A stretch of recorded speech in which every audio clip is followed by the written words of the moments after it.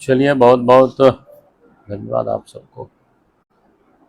हमें लगता है कि आप लोगों के साथ तो काफ़ी मिलने जुलने का मौका मिलता है कि साहेबगंज हमें लगता है कि मैं काफ़ी आते जाते रहता हूँ।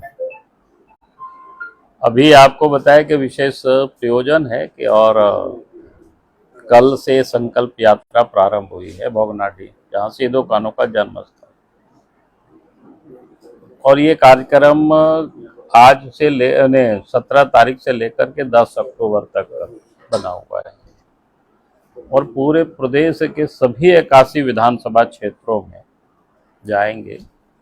कार्यकर्ता से भी और जनता से भी मिलना जुलना भी होगा और उन लोगों को भी मैसेज या उन लोगों को भी संबोधित करेंगे। और कोई विषय नई नहीं है, विषय तो वही पुरानी है और संकल्प भी उसी संकल्प को हमें दोहराना है। क्योंकि आज आपने देखा होगा कि 15 अगस्त को देश के प्रधानमंत्री ने भी एक संकल्प देशवासियों के सामने रखा कि भ्रष्टाचार मुक्त भारत और भ्रष्टाचार से हमें लड़ाई लड़ना। जब तक ये भ्रष्टाचार समाप्त नहीं होगा तब तक ये विकास हो नहीं सकता है। देश के प्रधानमंत्री ने लाल किला के प्राचीर से देश की जनता को संबोधित किया है। अगर हम झारखंड प्रदेश में आए तो हर स्तर पर भ्रष्टाचार है। अब वो भ्रष्टाचार सरकारी दफ्तर चाहे आम लोगों का जहाँ जुड़ाव है, वो ब्लॉक हो, अंचल हो, थाना हो, जिला हो, यानी सभी जगहों पर बिना पैसा से कोई काम होता नहीं। और झारखंड में तो कहेंगे कि सरकार के संरक्षण में सारे भ्रष्टाचार हो रहे हैं, यानी सरकार ही उसमें लिप्त है। और इस प्रकार से भ्रष्टाचार हो रहा है कि कहीं भी अगर पब्लिक थाना जाते हैं या अंचल जाते हैं, ब्लॉक जाते हैं, तो अफसर खुल करके बोलते हैं कि भाई आप जहाँ जाना हो जाइए, लेकिन काम कराना है तो आपको पैसा देना पड़ेगा, क्योंकि हमें भी ऊपर देना होता है। हमें लगता है कि झारखंड में पहली दफा ये अवस्था दिखाई पड़ रही है करप्शन की, भ्रष्टाचार के और सरकार के संरक्षण में भ्रष्टाचार यहाँ पर फल फूल रहा है। और सरकार भी खुद भ्रष्टाचार में पूरी तरह से लिप्त है। जितनी भी लीगल काम है वो सब यहाँ चलाए जा रहे हैं, बल्कि लीगल काम को सरकार जानबूझ करके बंद करा दिया है। अगर हम आपके राजमहल या संदेश क्या कहते हैं साहेबगंज, पाकुड़ जिला अगर आप देखें तो भैया 3.5 साल से अब अधिक हो गया सरकार को बने हुए। जो कुछ लीगल खदाने थी उन्होंने भी उसको भी उन्होंने बंद करवा दिया, क्योंकि अधिकांश तो इन्होंने इलीगल चलवा रहे थे। और इलीगल चलाने के पीछे का कारण बिल्कुल साफ है, क्योंकि लीगल चलता है तो फिर पैसा सरकार के खजाना में जाता है, और इलीगल चलता है तो पैसा हेमंत सोरेन की तिजोरी में जाता है। तो ये अपना तिजोरी को भरने में लगे हुए, जिस कारण से कोई लीगल काम नहीं हो रहा है, आम लोग बिल्कुल परेशान है। तो ये करप्शन की ये स्थिति है। और झारखंड में चाहे बालू हो, चाहे पत्थर हो, चाहे कोयला हो, चाहे आयरन ओर हो, कुछ भी नहीं छोड़ा गया, ना छोड़ा जा रहा है। इसकी लूट मची हुई है, आम जनता बिल्कुल त्रस्त है। तो ऐसी हालत में हमें प्रदेश की जनता को संकल्प लेना ही होगा कि भाई इस राज्य से इस सरकार को उखाड़ फेंकना। दूसरा जो उन्होंने संकल्प के बारे में कहा था कि आप सबने सुना ही है कि उन्होंने कहा कि जो परिवारवाद है ये भी देश को बर्बाद कर रहा है, और परिवार के कारण लोकतंत्र भी कमजोर हो रहा है और कुल मिलाकर के सामाजिक न्याय भी नहीं हो पा रहा है। आज हेमंत सोरेन भी देखें कि अपने परिवार, पहले शिबू सोरेन, हेमंत सोरेन, दुर्गा सोरेन थे, अब वो तो नहीं रहे, सीता सोरेन, बसंत सोरेन, आप देखेंगे कि कोई पदाधिकारी, उनकी माँ भी है, आने वाले पीढ़ी भी लोगों को पता है कौन होंगे। तो ये जो परिवार है, एक तो परिवार के लिए राजनीति करते हैं और दूसरे पैसे के लिए राजनीति करते हैं। तो ये जो जब तक परिवार की जो डायनेस्टिक है ये समाप्त नहीं होगी देश से भी और प्रदेशों से भी, तो सही मायनों में ये जो डेमोक्रेसी है, लोकतंत्र है, वो मजबूत नहीं हो सकता है। ये लोगों ने बिल्कुल जकड़ करके अपने पास रखे हुए हैं, तो इससे भी मुक्त करना बहुत जरूरी है। तो एक तो ये भी संकल्प है, और तीसरा जो विषय उन्होंने कहा था कि भाई तुष्टीकरण की राजनीति, झारखंड में इससे बड़ा और जीता जागता उदाहरण कोई दूसरा हो नहीं सकता है। पिछले दिनों आप सब लोगों ने देखा होगा, जैसे विधानसभा में हम सब लोगों ने काफी हल्ला मचाया, उन्हें विधानसभा में एक नमज के लिए अलग से कक्ष को आवंटित करना। झारखंड के कई ऐसे गांव है जहां पर माइनॉरिटी, खास करके मुस्लिम माइनॉरिटी अधिक है, तो विद्यालय में भी उर्दू विद्यालय लिख डालना, और फिर प्रार्थना में भी कई जो हाथ जोड़ के लोग प्रणाम करते हैं, उससे भी बच्चों को वंचित करना। इस प्रकार की जो घटनाएं आए दिन अखबारों में छपा, लेकिन उस पर सरकार ने कोई कार्रवाई नहीं की। तो ये आप समझ सकते हो कि भाई तुष्टीकरण की किस हद तक कैसे हो रही है, और इस प्रकार की मनोवृत्ति रखने वाले लोगों को अगर सरकार प्रोत्साहित करेगी तो देश को या प्रदेश को उससे बहुत बड़ा नुकसान या हो रहा है। तो इन चीजों से राज्य को मुक्त करना है, और जो प्रदेश के विकास के लिए आज देखिए ये 3.5 वर्षों में जो केंद्र की जितनी भी विकास योजनाएं, खास करके प्रधानमंत्री नरेंद्र मोदी जी ने जो गरीबों की अनाज भेजते हैं फ्री में प्रत्येक महीना कोरोना काल से, आप दूर की बात छोड़ दीजिए कि झारखंड की बात तो मैं नहीं कह रहा हूं कि आपके इसी विधायक जिला में जहां से हेमंत सोरेन जी विधायक है, पिछले दिन आप सबके संज्ञान में भी आया होगा, भाई गरीबों की राशन भी अफसरों ने मिल करके इसको भेजा। आखिर इतना हिम्मत कैसे अफसरों को आ गए? पटना ब्लॉक के आप सबको ध्यान में होगा। इसका अर्थ है कि अफसरों से, और इसके बाद भी कोई अफसरों के ऊपर कोई कार्रवाई नहीं हुई। कार्रवाई मतलब उनके ऊपर एफआईआर होनी चाहिए, तो उनकी गिरफ्तारी होनी नहीं, वो तो मैं जान रहा हूँ। डीएसओ ने लिखा था 1 करोड़ का। हाँ, डीएसओ ने लिखा ही नहीं, हमने तो डीसी भी आकर के मिल करके बताए थे। मैं उस बात की मैं यहाँ चर्चा नहीं कर रहा हूँ, वो भी बताए थे कि सर हम लोग कार्रवाई कर रहे हैं।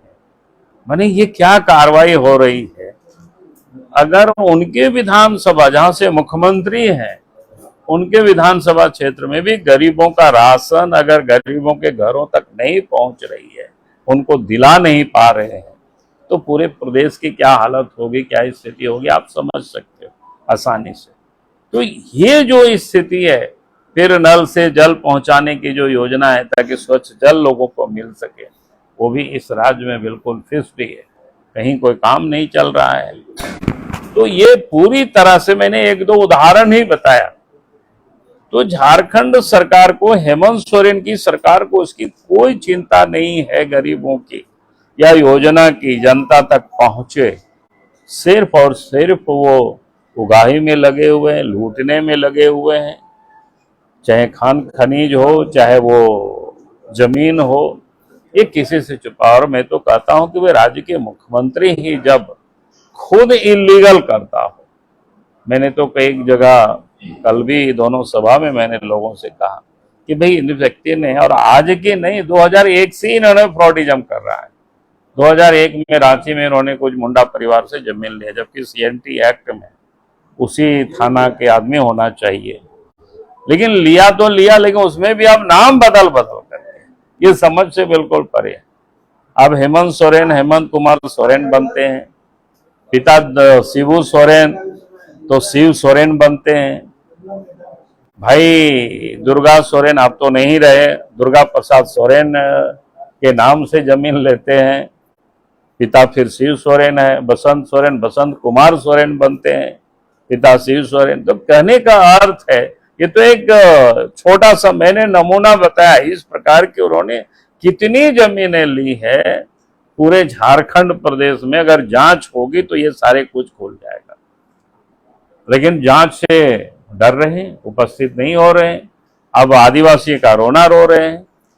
भाई अगर उन्होंने कोई गड़बड़ ही नहीं किया तो फिर उनको हाजिर होना चाहिए, बताना चाहिए मेरे पास क्या है संपत्ति और कितना उन्होंने प्रॉपर्टी अर्जित की है। आने वाला समय आप देखेंगे बहुत सारे चीजें आएगी। और मैं तो कहता हूं कि आप मुख्यमंत्री में अगर थोड़ी सी भी नैतिकता बची तो रिजाइन करना चाहिए, और नहीं तो फिर मुख्यमंत्री को आप उनकी गिरफ्तारी होनी चाहिए, क्योंकि जिस ढंग से उन्होंने जो पाप किया है। और आश्चर्य तो ये होता है कि आदिवासी के नाम पर राजनीति करते हैं और आदिवासियों को इन्होंने खूब लूटा है। ये जो जितना जमीन हमने तो देखा है, लगभग 100 से अधिक डीड हमारे पास लोगों ने ला करके दिया हुआ है, और उसमें से मैंने देखा कि 90% तो ट्राइबल का ही जमीन है, बाकी लोगों का तो 10% मुश्किल से होगा। ये भी बड़ा आश्चर्य है विषय। तो इसलिए मैंने कहा कि आज जो व्यक्ति राज्य के मुख्यमंत्री है आदिवासी के नाम पर राजनीति करते हैं और आदिवासियों को ही इन्होंने लूटा है, तो ऐसे व्यक्ति को अब सत्ता में बने रहने का कोई मतलब नहीं है, कोई औचित्य नहीं है। बहुत बहुत धन्यवाद।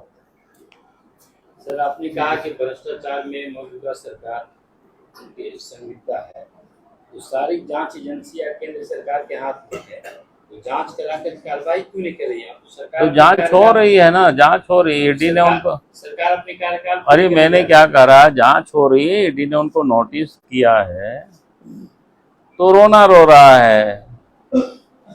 तो बाकी आप जो कह रहे हैं वो भी होगी।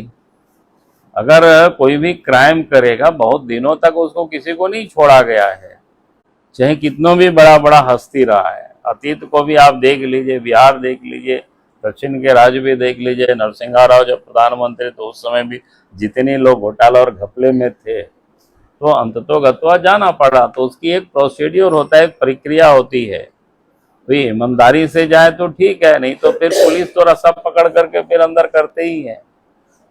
एक कड़वा सवाल है, पूरे प्रदेश में इस बात की चर्चा है कि ईडी की कार्रवाई होती है, उससे पूर्व बाबूलाल मरांडी जी को जानकारी हो जाती है, कहाँ तक सच है? नहीं, जानकारी क्या हो जाती है, हम लोग तो रोज मांग कर रहे हैं भाई, अब उसको लोग उससे कोरिलेट करते हैं। अब जो गड़बड़ी है उस गड़बड़ी को हम लोग उजागर करते हैं। हमारा काम क्या है, यही नहीं काम है जी।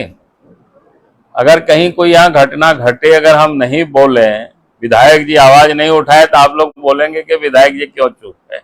तो हम लोगों का तो यही काम है। और इसके बाद फिर सरकार आती है, पुलिस जाती है, फिर कार्रवाई करती है। ये तो नॉर्मल नियम है। अपोजिशन का काम क्या है, सत्ता में होते तो बोलते नहीं, तो काम करके दिखा देते हैं। पिछले 2 साल से साहेबगंज में उद्योग धंधे के नाम पे सभी चीज चौपट है, रोजगार की कोई आस नजर नहीं है। केंद्र सरकार ने साहेबगंज को बंदरगाह के रूप में एक सौगात दी, लेकिन आज तक वो फंक्शनल नहीं हो पाए हैं और साहेबगंज के लोगों को एक भी रोजगार नहीं मिला। क्या लगता है कि ये किस कारणों से नहीं हो पाया और कब तक हो पाएगा? अब देखिए, उसमें कोई डिटेल तो हमने जानकारी नहीं है, लेकिन हमें लगता है कि जल्दी होगी। कुछ चीजें तकनीकी होती है, क्योंकि बंदरगाह यहीं से ही जुड़ा हुआ नहीं रहता है, औरों जगह से जुड़ा हुआ रहता है, यानी जहाँ से आएगी जाएगी। तो ये सारे के नाम पर बनाया या योजना, हाँ बनाया गया है। तो देखिए, आज बनाया गया है तो कल नहीं, फ्लॉप नहीं है। आज बनाया गया तो कल उपयोग में आएगा ना भाई, भले नहीं था तो अब बनाया गया है। प्रथम फेज का काम पूरा हुआ। हाँ वही मैंने फेज में लॉजिस्टिक पार्क डेवलप करना था, जिसका की प्रक्रिया जमीन भू अर्जन का बता रहे हैं आप, लंबित है। इसको तो उद्घाटन प्रधानमंत्री स्वयं उद्घाटन कर दिए हैं, लोगों के सपोर्ट। हाँ तो कुछ चीज, अब कुछ चीज और बचा हुआ है, वो पूरा हो जाएगी तो फिर आपको जो लॉजिस्टिक पार्क जिसके बारे में बता रहे हैं, अब थोड़ा सा समय तो लगेगा। कार्रवाई के नाम पर साहेबगंज में केवल उद्योगों को बंद ही किया गया है, चालू कुछ नहीं हुआ। तो नहीं, बंद हुआ उसके लिए सरकार जिम्मेवार है। मैंने तो पहले ही कहा अपनी बातों में क्योंकि सरकार यहाँ लीगल काम ही नहीं कराना चाहती है, और लीगल भी है तो उसको भी वो बंद इसलिए करा रही है ताकि वो जनता के बीच में बतावे कि भाई ईडी के कारण बंद हुआ। भाई लीगल में कौन बंद करता है?